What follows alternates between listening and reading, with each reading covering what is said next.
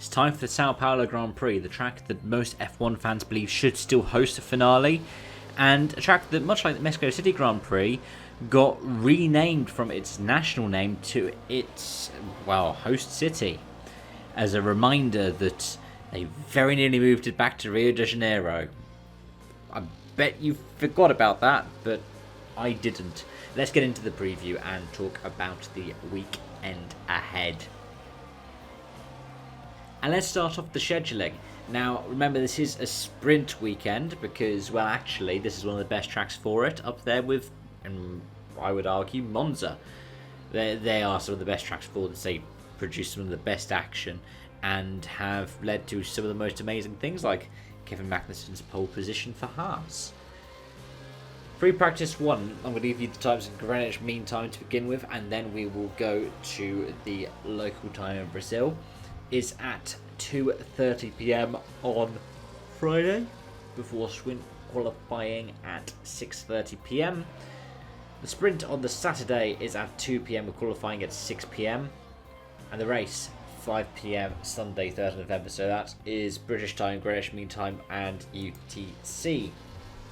In local time, it's 11:30 to 12:30 on the Friday for practice and 3:30 for sprint qualifying. The sprint on the Saturday is 11 a.m. and qualifying at 3 p.m. with the race kicking off at 2 p.m. local time.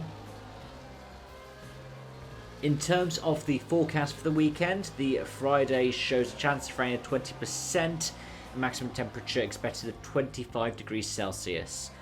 On the Saturday, there is a 40% chance of rain, with the maximum temperature being 28, and on the Sunday, 60% chance. They're expecting potentially thundery weather as well as rain in the afternoon. Highest temperature on race day is predicted to be 25. But of course, higher degradation might not become a factor if we get rain in the area, which for the Brazil Grand Prix can honestly be quite a big deal. Turn the clocks back 12 months, and in the sprint and the Grand Prix, it was Max from Lando in first and second. On the sprint, it was Checo with third place. He was fourth in the race. Third place in the race was Fernando Alonso, with Lance Stroll in fifth. Yeah, it was an interesting one, with Albon and Magnussen out at the start, Leclerc not starting, and then a horror weekend for Mercedes, with George Russell having to retire and Lewis Hamilton finishing down in 8th, despite Russell getting 4th in the sprint. Turn it back 2 years, and it was a site of George Russell's first Grand Prix win, having also won the sprint. And turning it back to 2021, and we have Lewis Hamilton with that Giga engine, who managed to overcome so many different penalties from the sprint and going into the Grand Prix to take the win in the Grand Prix as part of his run towards the end of the season. Now, will it be a Mercedes one? It might be one of their better tracks, but I wouldn't put my money on them performing particularly well. But let's get into that then. Because in terms of ones to watch, Ferrari are arguably going to be the ones who you want to keep an eye on the most. They got their first consecutive, or nearly first consecutive 1-2 finishes in 16 years last time out, but they managed to get back-to-back wins, the first time since 2022 with the British and Austrian Grand Prix. But could it easily be a Ferrari sweep, getting 3 in a row? No.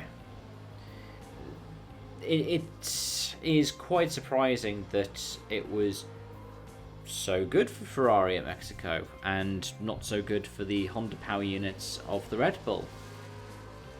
But Ferrari expected that this could be one of the more even tracks. They're not expecting this to be a track that they would struggle at the most. That would be Qatar. But if you turn the clocks back to 2022, for example, Leclerc got 4th in the Grand Prix and Sainz got 3rd. So it's not like there's much to rule out them getting a podium, but I do not see any kind of suggestion they would be going for the win. Likewise, Mercedes, this is one of their better tracks, but I wouldn't put them as a threat for the win. Just more one of those dark horse competitors. Well, it would be awesome to see Lewis, who's an honorary citizen of Brazil, pick up another Brazilian Grand Prix win before he moves to the Scuderia for 2025. But obviously, those are just my thoughts. Let me know yours in the comment section down below. Thank you so much for watching, and I hope to see you again soon.